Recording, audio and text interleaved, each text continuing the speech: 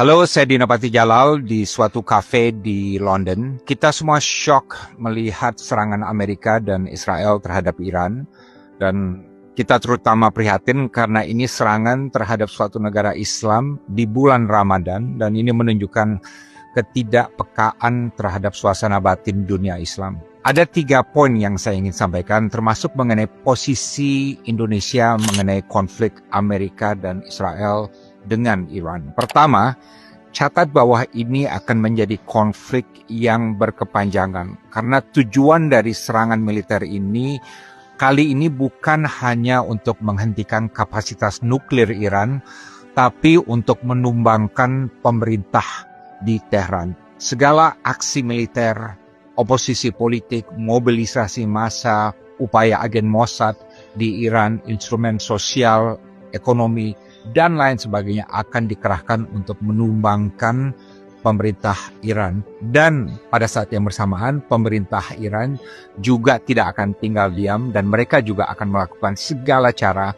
untuk melawan intervensi luar ini. Dan mengingat Iran berbeda dari Venezuela, mempunyai jaringan politik dan militer yang cukup signifikan di beberapa wilayah di luar Iran, di Timur Tengah, maka dapat dipastikan bahwa perang ini juga akan menyeret pihak-pihak luar dan akan menyebarkan guncangan di luar wilayah Iran. Dan kalaupun pemerintah di Teheran tumbang, dan kemungkinan ini juga ada, maka ini juga tidak otomatis baik secara moral, secara hukum internasional, memberikan pembenaran terhadap aksi militer yang dilakukan Amerika Serikat dan Israel.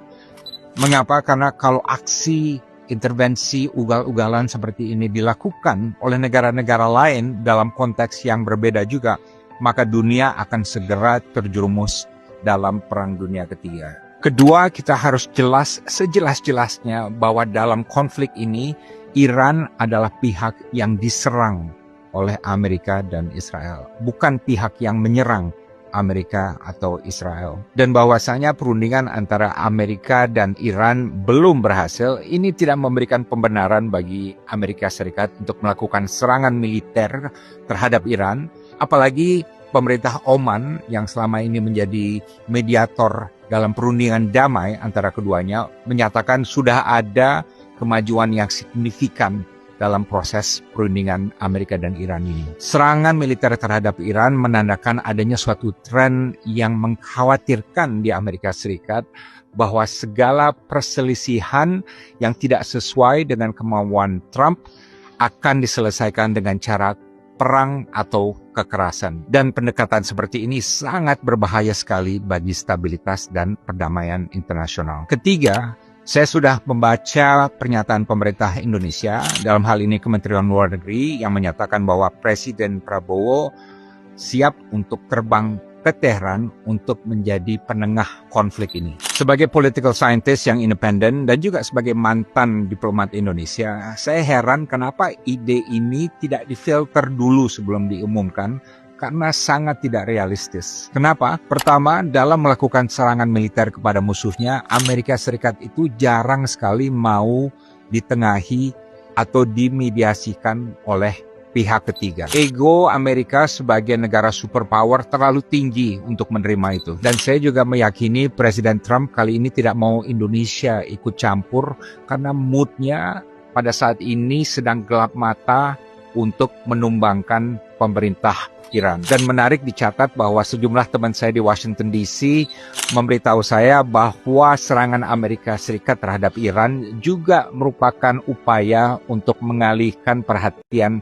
dari Epstein Files, kasus Epstein Files yang sekarang semakin merongrong pribadi Presiden Donald Trump. Kedua, realitanya pemerintah Iran belakangan ini tidak begitu dekat dengan pemerintah Indonesia. Dalam 15 bulan terakhir, Presiden Prabowo tidak pernah bertemu dengan Presiden Iran dan juga tidak pernah mengunjungi Iran. Walaupun belakangan ini ada undangan dari Iran yang dilayangkan kepada beliau. Dan juga tidak pernah ada pertemuan bilateral antara kedua pemimpin di negara ketiga. Misalnya sewaktu KTT BRICS atau sewaktu KTT D8. Menlu Sugiono juga tidak pernah melakukan kunjungan bilateral ke Teheran, walaupun pernah ketemu sekali dengan Menlu Iran di Jenewa. Dengan kata lain, belum ada suatu kedekatan atau trust dari pemerintah Iran terhadap pemerintah Indonesia sekarang ini. Ketiga, kalau Presiden Prabowo merencanakan untuk terbang ke Teheran untuk melakukan mediasi, tidak mungkin Presiden Trump atau Menteri Luar Negeri Marco Rubio sebagai pihak yang menyerang Iran akan bersedia berkunjung ke Teheran. Ini tidak realistis dan tidak akan mungkin terjadi. Kita harus jujur mengenai hal ini. Keempat, dan ini lebih tidak mungkin lagi, upaya mediasi berarti Presiden Prabowo harus bertemu dengan Perdana Menteri Israel Netanyahu sebagai pihak yang paling utama menyerang Iran. Dan ini kan secara politik, diplomatik, dan juga logistik tidak mungkin terjadi.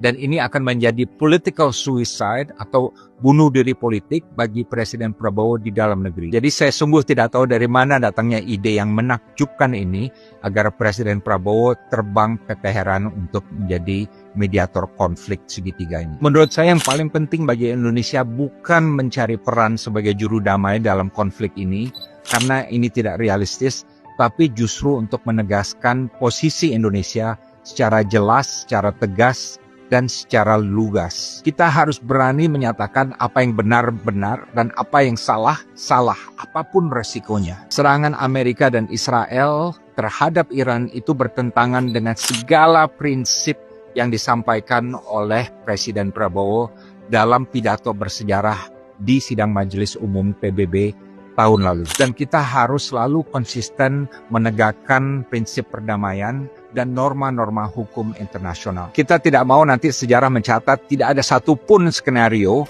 di mana Indonesia bersedia untuk mengkritik aksi dari negara adidaya. Apapun yang dilakukan negara adidaya tersebut. Dan kalau ini terjadi, berarti politik luar negeri kita tidak lagi politik bebas aktif. Dan ingat, sejarah penuh dengan kasus di mana Indonesia tidak ragu untuk bertentangan atau berbeda pendapat dengan Amerika Serikat. Baik dalam kasus serangan Amerika terhadap Irak, mengenai Konvensi Hukum Laut PBB, mengenai keanggotaan Republik Rakyat Tiongkok di PBB, dan lain sebagainya. Berbeda pendapat itu tidak berarti bermusuhan, dan bermitra tidak juga berarti kita nurut atau tunduk dengan Amerika Serikat. Saya juga menganjurkan agar Presiden Prabowo menulis surat kepada Presiden Trump yang memberitahukan bahwa Indonesia akan menangguhkan pengiriman pasukan perdamaian untuk International Stabilization Force di Gaza sambil mengkaji ulang situasi serius yang sekarang sedang berkembang di Timur Tengah. Melalui pesan ini terhadap Presiden Donald Trump, kita juga sekaligus menunjukkan bahwa Indonesia adalah negara yang berprinsip,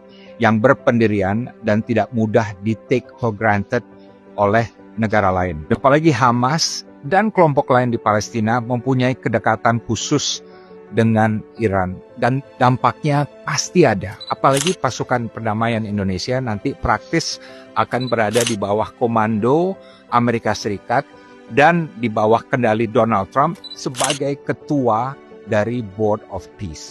Di bawah kepemimpinan Donald Trump yang sulit diprediksi, yang sering melanggar hukum internasional dan sering memaksakan kehendaknya pada negara lain, terutama yang lemah, kita harus menghindari resiko pasukan Indonesia terjebak dalam komplikasi yang mungkin timbul dari konflik segitiga Amerika, Israel, Iran yang masih akan terus berkembang. Kita tidak ingin misi perdamaian Indonesia menyimpang dari mandat ISF, meskipun tidak disengajai. Pikirkan dengan matang-matang dan seksama. Validasi sejarah jauh lebih penting daripada validasi dari Gedung Putih. Demikian saya Dinopati Jalal, silahkan dibahas oleh publik dan boleh dikutip oleh media. Speak truth to power, speak truth to the people, wisdom without fear.